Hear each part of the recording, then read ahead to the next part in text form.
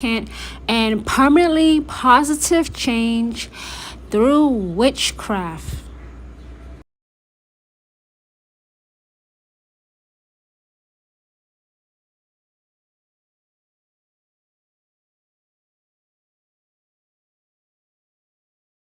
Hello, witches. Thank you for joining me live. What you're seeing right here is a spell that I'm doing for you witches to have prosperity from today going on into the next week. I want to talk a little bit about intentions and setting a clear intention. Now listen, it can be very discouraging when you put lots of time, money, and energy into a spell that gets no result. In addition to following the instructions of the spell, there are, of course, other factors that go in to making a spell turn out the way that you want. The best way to power up your spell is a strong and clear intention before you start. A witch's intention is a make or break factor to all spells, rituals, hexes, and curses. Why even bother setting an intention? Why do witches set an intention? Well, first of all, a intention is making the decision of what you want out of that spell. What do you want that spell to accomplish? The desired outcome of your magic, and communicating it as clearly and as detailed as possible. One reason to set a clear intention is so your desire is clearly communicated. One reason to set a intention is so your desire is clearly, crystal clearly communicated. You must tell your chosen God or goddess or deity or familiar or ancestor or anything else that you work alongside that is supernatural, whoever you are working alongside, what you want. The second reason to set a crystal clear intention is so you don't accidentally manifest something you do not want. The second reason to set an intention is so you do not accidentally manifest something you do not want. As witches, we know that when you do a spell, especially when you write your own spells, you are sure to not mention what you don't want to happen. You never say in doubt, I hope I get this job or this money or this lover. You say it's as though it is already yours. So let's say, for example, you want to be famous, a famous rapper. You say, I am a famous rapper. You never say when writing your own spells what you don't want. Speak as though it is already yours. I'll give you another example. Instead of saying you desire money, you say instead you want to work for yourself so you will be able to bring in a steady flow of income every month. Instead of saying you desire money, you say instead you want to work for yourself so you will be able to bring in a steady flow of income every month. You never say what you don't want. Stop saying I desire. Say I have already. Say I am. Speak it as though it has already happened. Speak it as though it has already happened. That sounds a lot better, doesn't it? This is what you actually want. This will save you a lot of time. It will save you a lot of time because you don't have to worry about the spell going wrong and then having to do the spell all over again. Meaning you have to put in the time, the money, and energy starting again from the beginning. Say what you actually want. Never say out of your mouth what you don't want. The third reason is that your intention is where most of the spell's power will come from. The third reason is that your intention is where most of the spell's power will come from. Once you have that intention in your mind, you can harness that power by making sure all your thoughts and feelings support that intention. That's what will make your intention as strong as possible. I'll say it again. The third reason is that your intention is where most of the spell's power will come from. Once you have that intention in your mind, you can harness that power by making sure all your thoughts and feelings support that intention.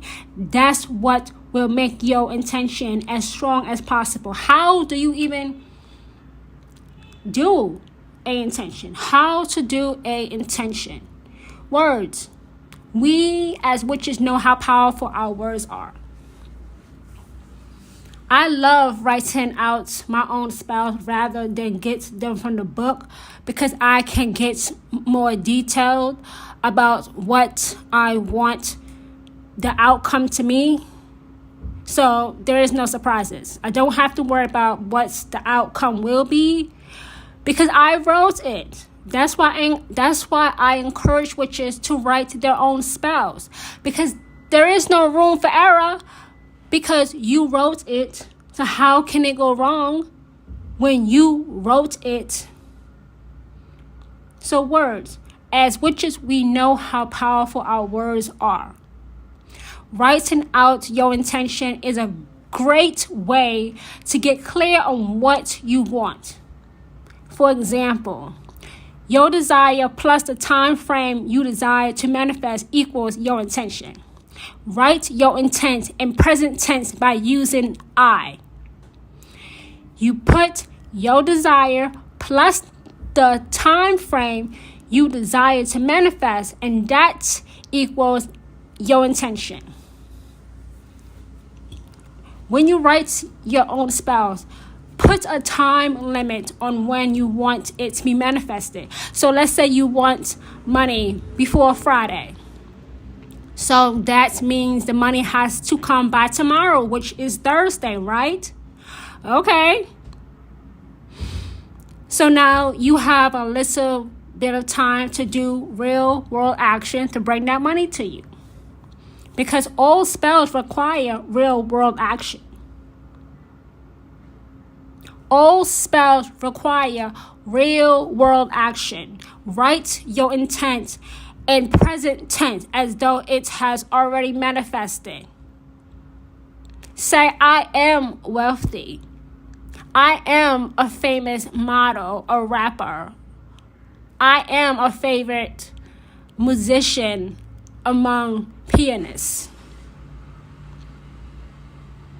Write, I am. Use I. Make yourself the star by saying, I am. I am wealthy. I am famous. I have money. And then you have to test your intention out. Once you feel like you have a clear, crystal clear intention written, you can then test it out. The challenge isn't always creating an intention. It's creating the right intention. The challenge is not always creating an intention. It's creating the right intention. Test your intention with these rituals and exercises that I'm about to tell you. You can do what is known as a journaling ritual. A journaling ritual. So you do this ritual between 10 and 15 minutes. Make your space feel comfortable and then begin writing in your journal about what your life looks like at this very moment. Be as detailed as possible. Be as detailed as possible. Be honest with yourself. If you are doing a love spell, write about what your current love life is. Are you single? In a new relationship? Are you married? Journal about what your life will look like after you have manifested your desire. How is your life different after you meet your partner? What is the quality of love between the two of you? Once you have colored in all the details, then you can write down your intention. But witches, you must be honest with yourselves. For this to work, for this journaling ritual to work, you must be honest with yourselves. You must be honest with yourselves. You must be honest with yourselves. Be as detailed as possible. Be as detailed as possible. So once you have worked out all the details, then you can write your intention. So now you look at your before and after journal entries. Write your intention to bridge the gap between the two. Now you look at your before and after journal entries. Now you write your intention to bridge the gap between the two. Now that you have journaled, you know your intention is not simply to get married or to get into a relationship. You are looking for the right person to be romantically linked to. Like, for example, this season I meet my partner, someone who I connect with spiritually, emotionally, and sexually. We love each other openly, and we are both so excited about our upcoming wedding. That's easy. That's easy. Then you visualize your intention. You close your eyes, set a timer, visualize in your mind's eye what your life will look like once you have what you desire. You have to zero in on a single scene, a moment that you feel represents what life will feel like after your spell. You will find out very quickly whether your intention is the right intention for you, because you will be able to see your result playing in your mind's eye like a high definition movie. If something comes off wrong with your intention, change the scene a little bit and try again. Make all the adjustments needed until you are left with what you want to bring into your reality. Now you have to talk out your intention. Go to your favorite cafe with a close friend. Face-to-face conversations are very good. It's easier sometimes for us to see the strengths and weaknesses in someone else's plan than it is for us to see it for ourselves.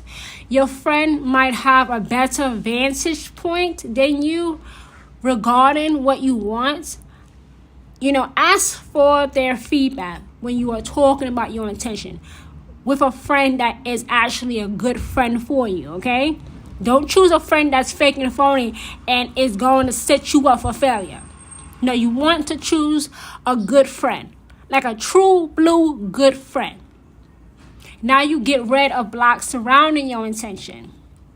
Now listen, blocks are negative thoughts, feelings, or hidden fears that get in the way of you manifesting your desire.